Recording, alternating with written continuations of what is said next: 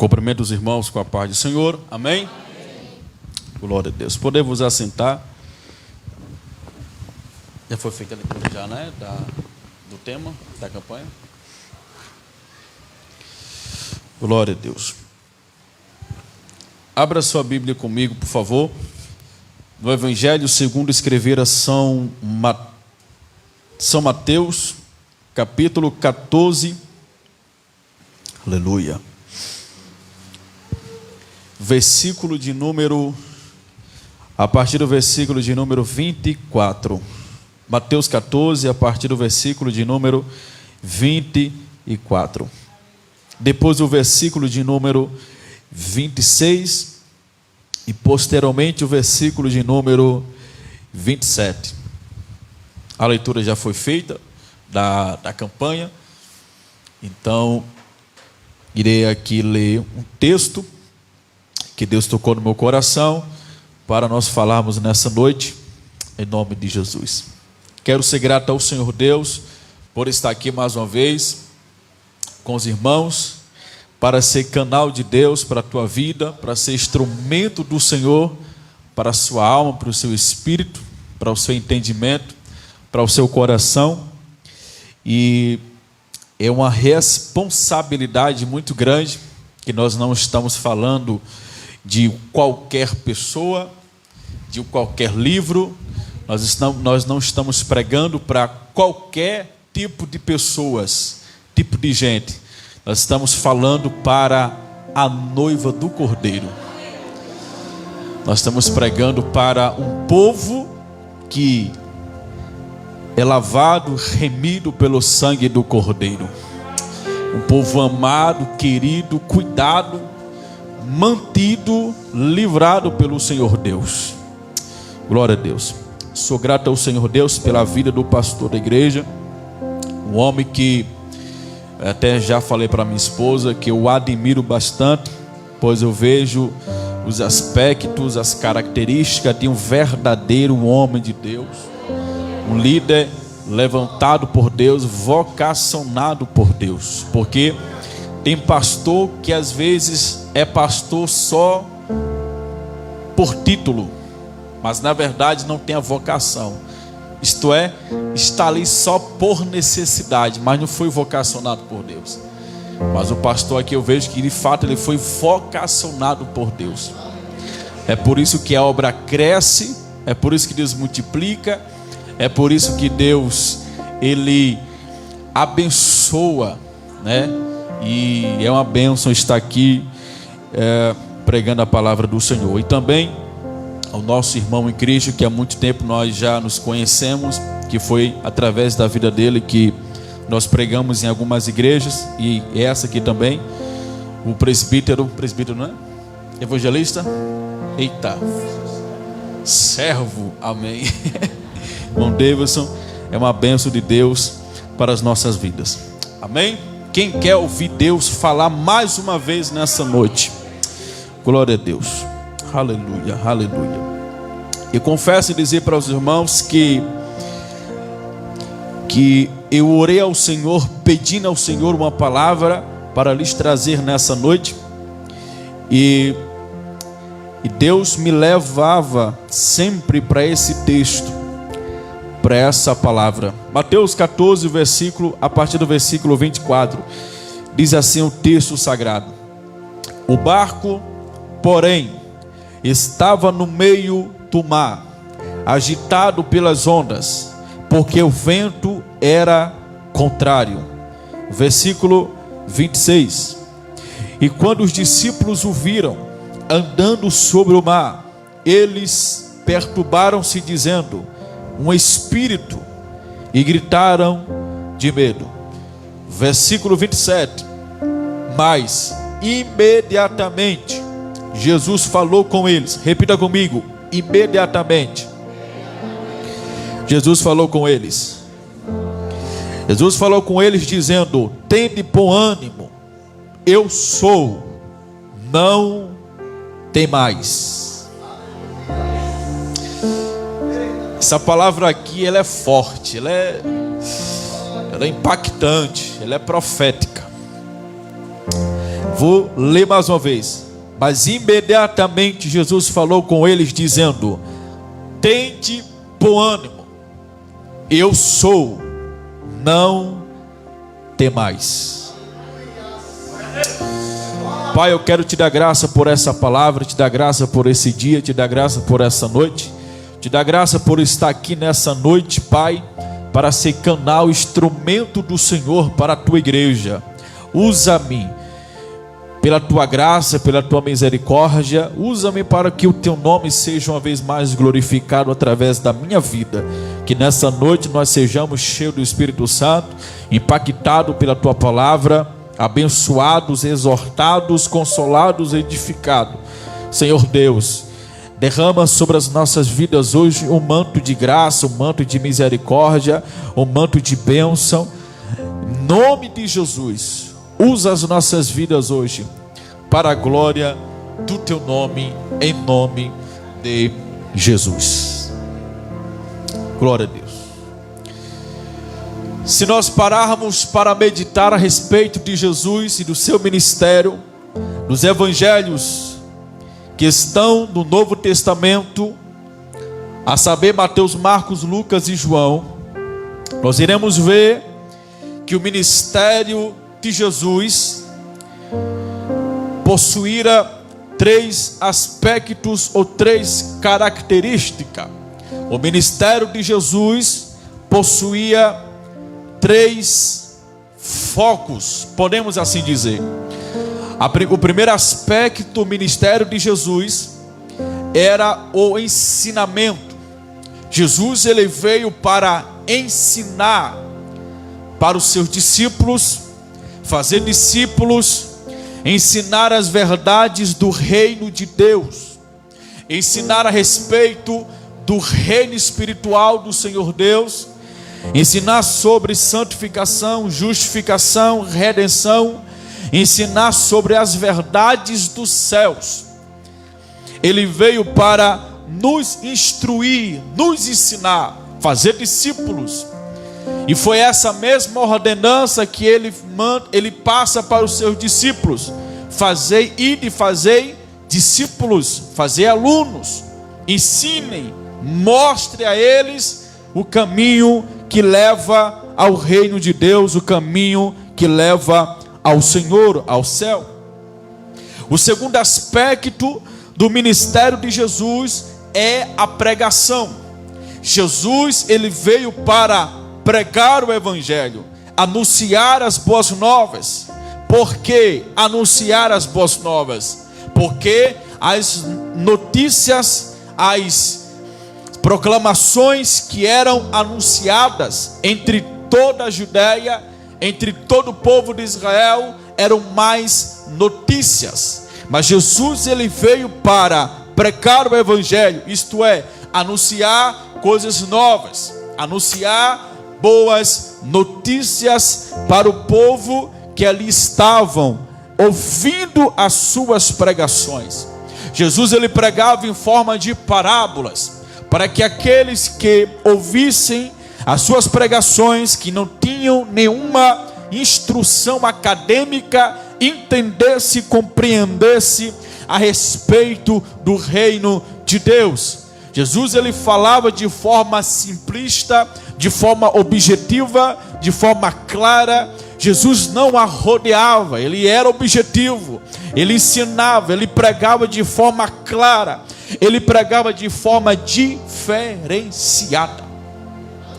E em todas as vezes em que Jesus, ele pregava, acontecia o terceiro aspecto: milagres. Esses milagres aqui refere-se a todo tipo de milagre, curas.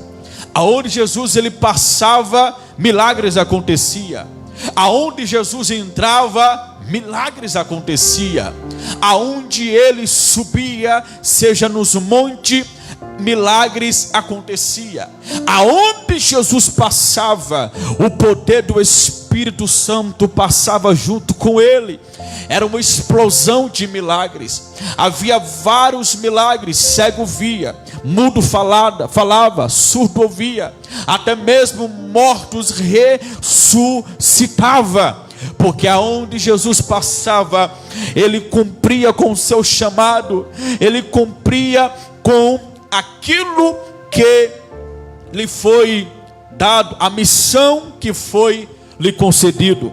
E aqui, por sua vez, o texto nos versículos anteriores do capítulo 14 de Mateus vai falar primeiro que João Batista, o que pregava no Rio Jordão, dizendo: raça de víboras, arrependei-vos, pois está próximo, chegou o reino de Deus. O mesmo que batizava nas águas para o arrependimento, o mesmo que batizara Jesus lá no Rio Jordão, filho de Zacarias e filho de Isabel, esse mesmo, ele aqui nos versículos anteriores, ele é morto, decapitado por Herodes.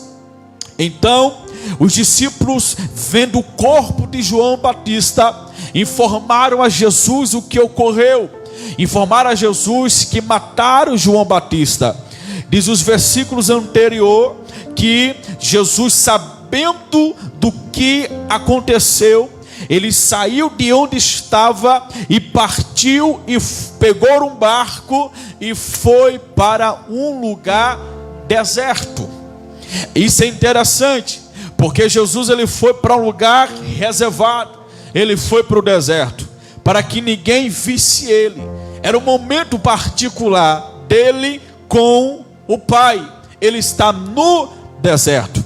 Mas o texto diz nos versículos anteriores que Jesus, a multidão que morava ali próximo daquele deserto aonde Jesus estava, viu e ouviu falar que Jesus estava no deserto. O povo estava ali fora, esperando, na expectativa de ver Jesus, de abraçar Jesus, de ouvir os seus ensinamentos, porque coisa boa era ouvir a voz de Jesus, coisa boa era e é ouvir a voz do Eterno, a voz do Senhor.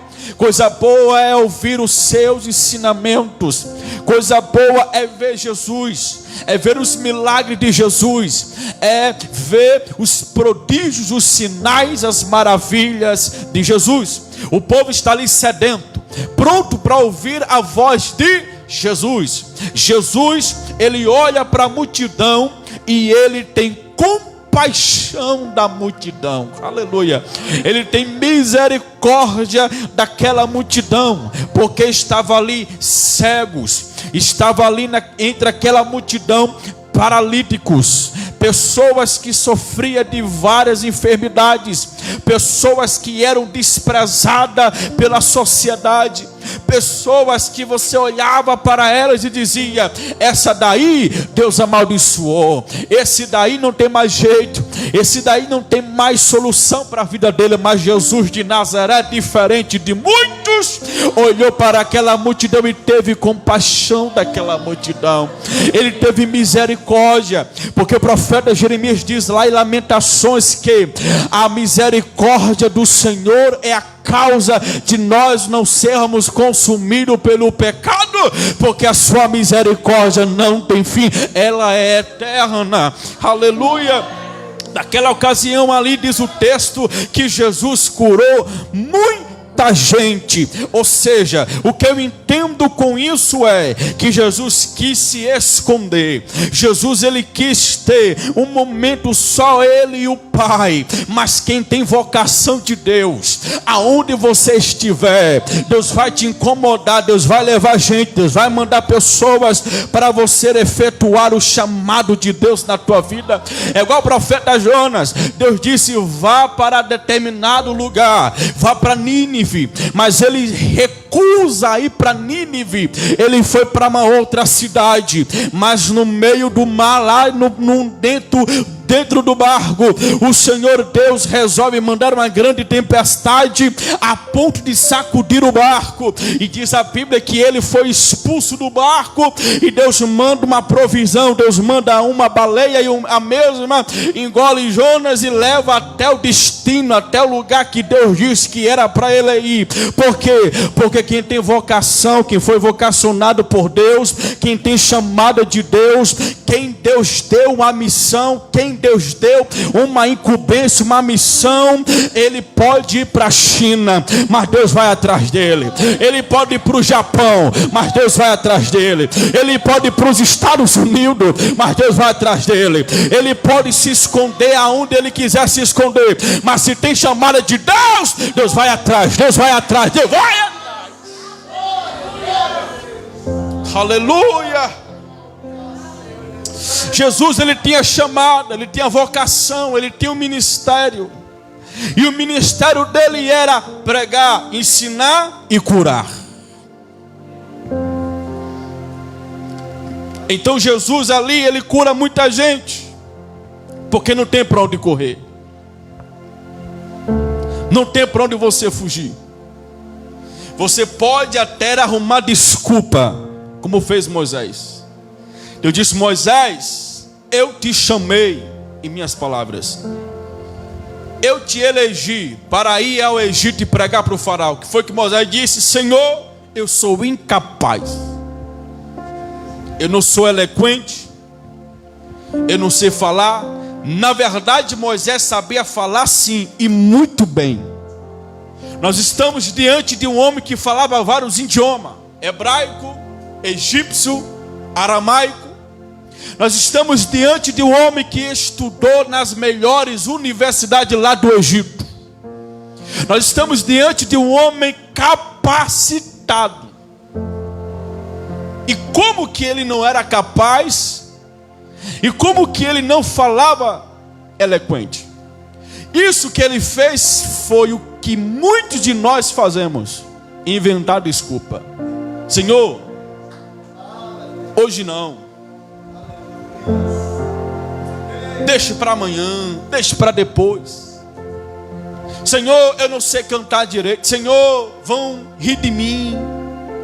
Senhor, eu não sou capaz de pregar. Senhor, Senhor, Senhor, Senhor, Senhor. Senhor, é muito difícil. Senhor, não dá para mim. Quando você se acha incapaz, você está dizendo que Deus não é capaz de te capacitar.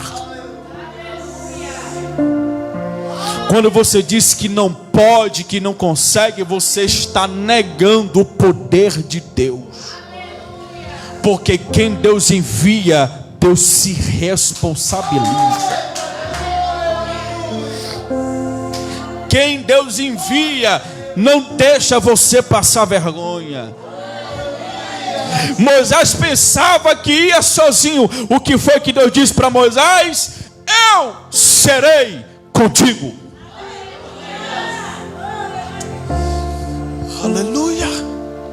Deus disse: você não vai sozinho, eu estarei contigo.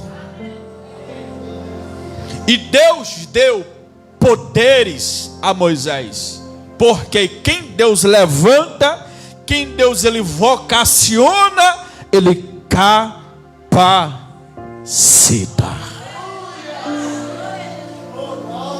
Diga para o seu irmão: não adianta fugir.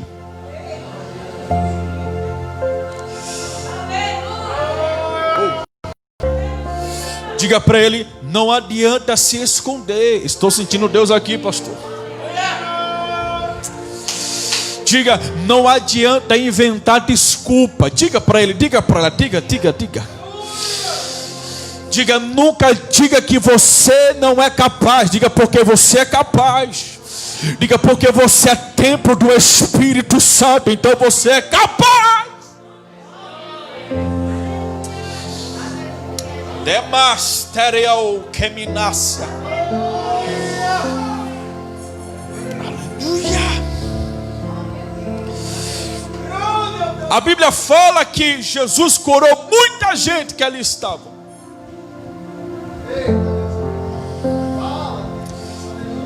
Diz a Bíblia que foi ficando tarde, e os discípulos chegaram a Jesus e disseram: Senhor, despeda a multidão. Por quê? Está ficando tarde. E por essa razão não tem aonde nós comprar alimentação, pão. O que nós temos aqui é pouco para essa grande multidão. Estou sentindo Deus aqui nessa noite. O que nós temos aqui não é suficiente para saciar a fome dessa multidão. O que nós temos aqui é muito pouco. É pouco demais para esse povo. Versículo 16. Jesus chega aos discípulos e diz: não, eles não precisam partir. Dai-lhe vós de comer. Mas como que eles iriam dar de comer àquela grande multidão se tinha pouco? Aleluia. Como que eles iriam alimentar aquela grande multidão? Jesus disse: traga eles aqui. Aleluia.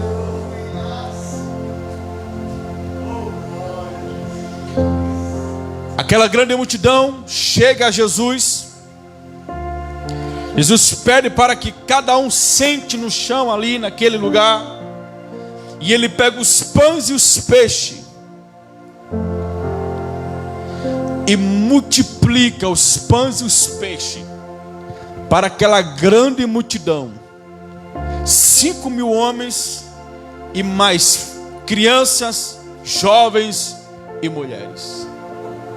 Ou seja, naquele momento ali, Jesus quer ensinar aos seus discípulos que quem está com Jesus, aleluia, que quem está com a presença de Jesus, que quem tem intimidade, relacionamento com Jesus, comunhão com Jesus, que quem pede, ora, insiste a Jesus e crê,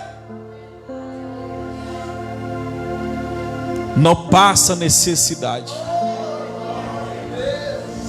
Deus, ele provê. Deus, ele multiplica. Deus manda o profeta Elias aonde? Em Sarepta. O profeta Elias chega em Sarepta e se depara com uma mulher viúva, e ele pede para ela fazer um bolo, um pão para o profeta. E o profeta, sendo um homem de Deus, boca de Deus, entenda que essa mulher não era crente. É preciso você entender isso, porque nem todo mundo que está na Bíblia é crente. Pode ser gentil, pode ser pagão. Ela não era crente, ela não era judia. Essa mulher aqui de Sarepta, essa viúva, não adorava ao nosso Deus, a Yahvé. Ela adorava a quem? A Baal. Que a religião que predominava em Sarepta não era a religião judaica, era a religião pagã. Quem dominava lá era Baal. E eles acreditavam que Baal tinha poder para mandar chuva cair do céu e prosperar o povo. O profeta Elias chega lá e, mediante a palavra dita, falada do profeta, e mediante a vida de um homem de Deus, Deus abençoa até quem não é crente. Aleluia. Mas ele podia muito bem, pastor, criticá-la. Ele podia muito bem falar mal dela. Você não é crente, você não é judia, você é pagã, você adora Baal e os outros deuses, você merece morrer. Ele podia muito bem ser boca de maldição, mas não, ele foi boca de bênção na vida daquela mulher. Ele foi boca de Deus e disse: Deus vai multiplicar a farinha e o azeite da sua bodeja. E depois Deus usou a vida dele para ressuscitar o filho daquela mulher. Diga para o seu irmão: em vez de julgar, abençoe. Diga: seja boca de Deus. Nós estamos aqui na terra para ser instrumento, boca de Deus. Aleluia. Então Deus multiplica os pães e os peixes e sacia aquela grande multidão. Por quê? Porque Deus é Deus de multiplicação. Se você entregou nas mãos de Deus, Deus vai multiplicar. Porque não existe crise para o povo de Deus. Quem é guiado por Deus como Elias, quem é guiado por Deus como Jesus, os discípulos, não vive em crise. É guiado por Deus, é abençoado por Deus. Deus prospera, Deus multiplica, Deus provê na vida dele, na vida dela. Aleluia. Então diz o texto que Jesus, cansado, fadigado, disse: eu vou subir ao monte orar, enquanto que a multidão vai embora, e vocês peguem o barco e vá para outra margem. E diz o texto que Jesus, ele foi ao monte orar, e os discípulos pegaram o barco e foram para outra margem, para outra cidade, para outra província. E diz o texto que uma grande tempestade veio contra o barco, tentando atrapalhar o objetivo dos discípulos. Qual era o objetivo deles aqui? Sair daquele lugar e ir para um outro lugar. Qual era o objetivo dos discípulos aqui? Era cumprir com a voz, com a palavra de Jesus. E qual foi a palavra de Jesus? Pegue o barco e vá para outro lado. E nessa ocasião, enquanto eles estão indo, vem uma grande tempestade. Aleluia. E interessante é que essa grande tempestade aqui não é causada pelo diabo. Sabia disso? Essa tempestade aqui não foi causada pelo diabo. Porque eu, por diversas vezes, ouvi muito pregador, até mesmo eu preguei, dizendo que essa tempestade aqui foi causada pelo diabo. Não foi. Os historiadores dizem que era comum, era normal vir grandes tempestades naquele mar. Era normal, era comum. Não foi causado pelo diabo, mas Deus permitiu que aquilo acontecesse para dar uma lição aos seus discípulos, para fortalecê-los, para amadurecê-los, para amadurecer eles, para mostrar a eles que independente da situação, Jesus sempre estará conosco. Independente do problema, independente da situação, da circunstância, o Senhor é conosco. Mas Marlon, Jesus está no monte. É isso que acontece muito nas nossas vidas. A gente não vê Jesus, a gente ora, a gente vê Deus em silêncio, Deus não fala. Deus manda a gente fazer algo, a gente fica às vezes perdido, porque Deus fica em silêncio. Aleluia. A gente lê na sua palavra, a gente ora, a gente busca, mas Deus fica em silêncio. Deus não diz nada. Só que enquanto Jesus está no monte, ao mesmo tempo Ele está com os discípulos, porque Ele é onipresente. Sendo onipresente, Ele não está limitado ao tempo e nem ao espaço. Ele está no monte e ao mesmo tempo dentro do barco com seus discípulos. O problema é que eles não viram Jesus dentro do barco. Oh, forte demais. Jesus estava no barco e eles não viram Jesus dentro do barco. Tem gente que está assim. Jesus está trabalhando, Jesus está no barco e ele não vê que Jesus está no barco. Oh, meu Deus.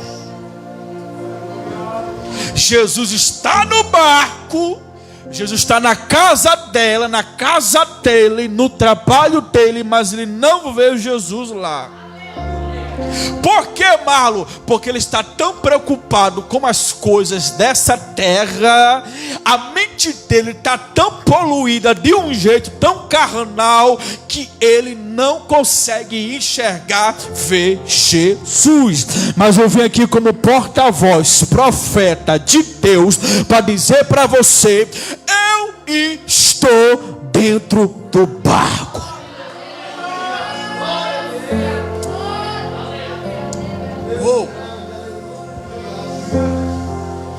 Jesus está dizendo para você: olha para mim.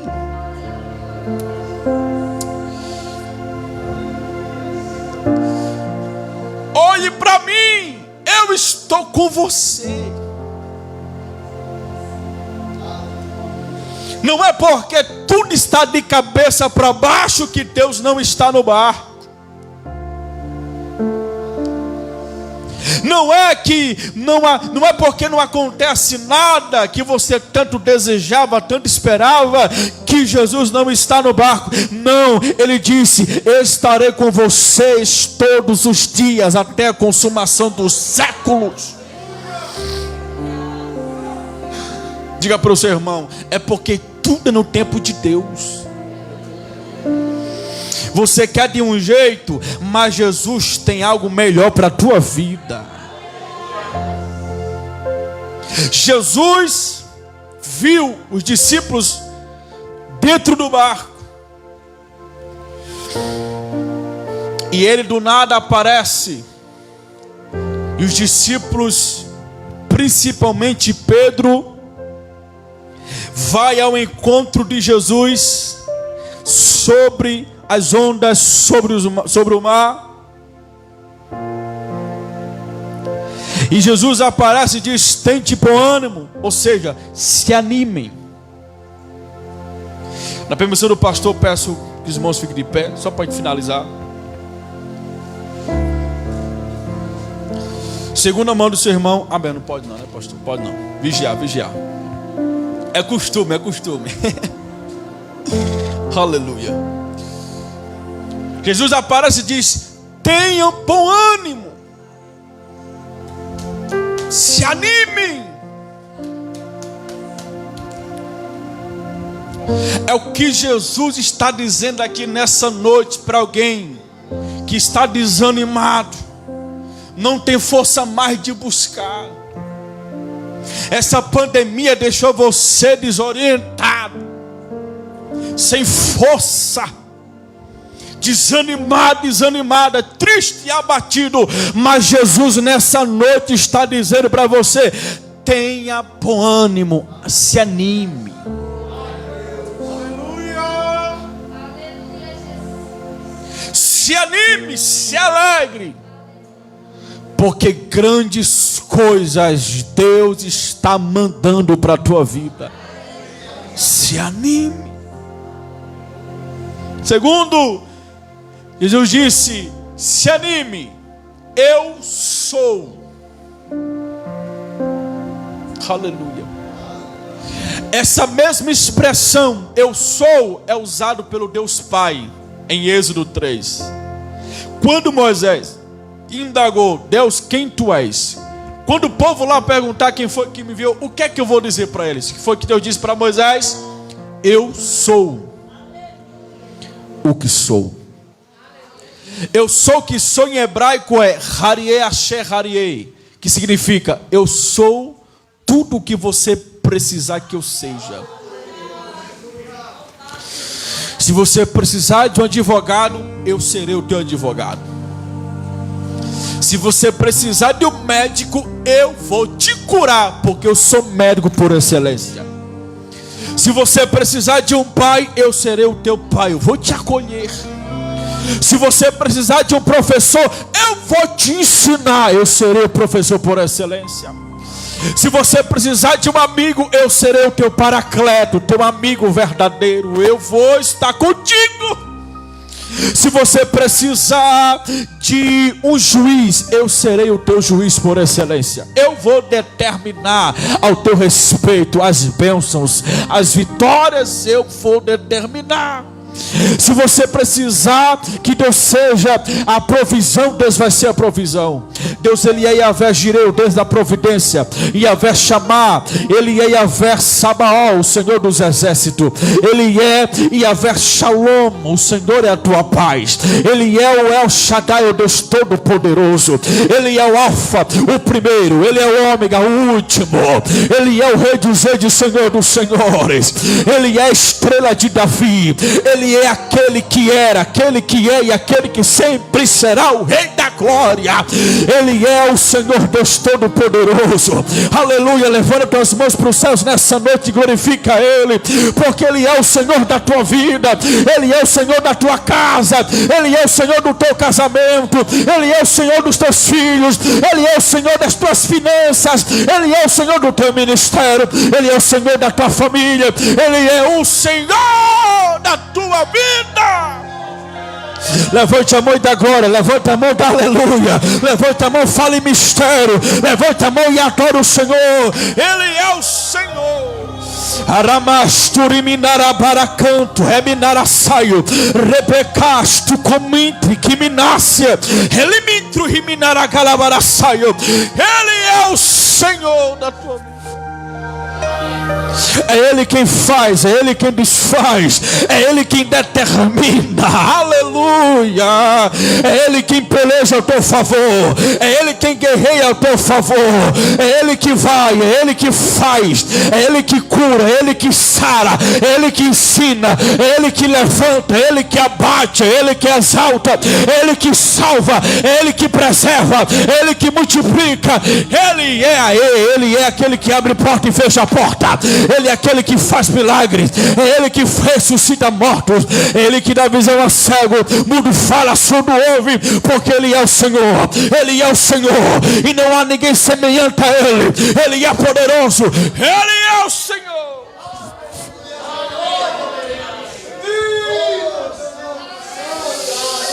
Jesus disse: não temas.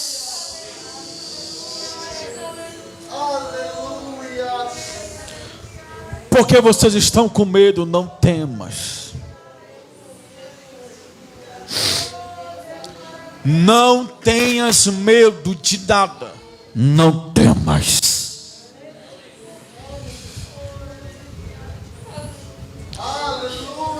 Essa adversidade, esse problema surgiu para te crescer mais, para você crescer mais no reino de Deus. Aleluia. Oh, glória a Deus. Amanashurabarastubi keminas. Levanta suas mãos para os céus, agora eu finalizo.